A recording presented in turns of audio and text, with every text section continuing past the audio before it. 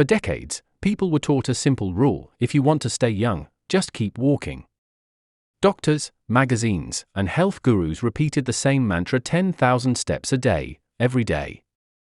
But now, in the quiet offices of geriatric specialists and in the careful observations of longevity researchers, a new truth is emerging.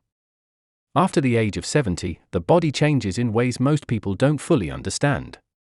And blindly following the walk more advice can actually cause more harm than good. Doctors are seeing it: more and more seniors arriving with joint pain, chronic fatigue, inflammation, and instability. And the root cause? Too much unbalanced walking. At 70 and beyond, walking long distances on hard concrete isn't always helping, it's accelerating wear and tear. The knees, hips, and lower back simply don't have the same resilience they once did. The cartilage thins, the cushioning in the joints wears down, and what used to be a healthy habit becomes a silent form of self-damage. But that doesn't mean you should stop moving. On the contrary, movement is still your medicine.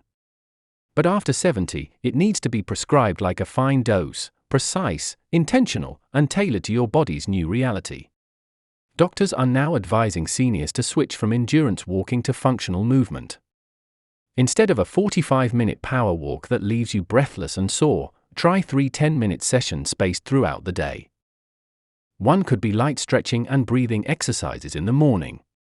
Another might be gentle chair yoga or resistance band work in the afternoon. And the last could be balance drills before bed. This kind of movement doesn't deplete your energy, it enhances it. It doesn't stress your joints, it strengthens your muscles around them. Strength, in fact, is the most overlooked piece of the longevity puzzle. After 70, muscle mass rapidly declines, a condition called sarcopenia. And it's not just about losing tone. Muscle loss is tied to falls, metabolic disorders, poor immune function, and even memory loss. The body becomes weaker, slower, more vulnerable. But the amazing thing is it's reversible. Even at 80 or 90.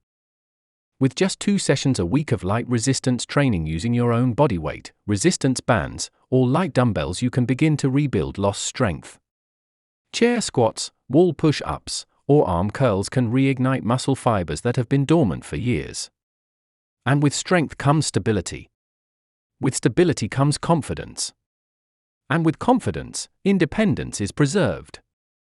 Balance is another silent skill that vanishes with age, but it doesn't have to. Standing on one foot, practicing heel-to-toe walking along a hallway, or simply lifting one leg while brushing your teeth can retrain your nervous system to maintain equilibrium. These tiny habits, done consistently, can save your life, because falls are the #1 cause of injury-related deaths in seniors over 70. And they're almost always preventable. Then there's the issue of breathing. As posture collapses and the chest tightens, breathing becomes shallow and incomplete. Most seniors are unknowingly depriving their brain and heart of full oxygen. That's why doctors are now teaching deep diaphragmatic breathing techniques: slow inhales, long exhales, gentle breath holds. This calms the nervous system, lowers blood pressure, and brings clarity to the mind. Just 5 minutes a day can change the way your body feels from the inside out. Let's not forget the mental side of aging. After 70, the brain craves stimulation, not stress. Reading, writing, solving puzzles, or even learning something new, like a few words of another language or a new recipe, can keep your neurons firing and your memory sharp. Movement keeps the body alive. But curiosity keeps the soul awake. And finally, the emotional piece. Too many seniors feel they are losing their purpose. After retirement, after the children have grown, after the world gets quieter, the question becomes, why am I still here?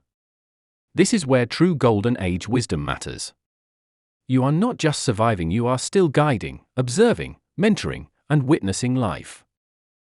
Purpose can be found in small acts: a phone call to someone who's lonely, teaching a grandchild, tending to a garden, or simply taking 5 minutes to sit quietly with your breath and remember who you are.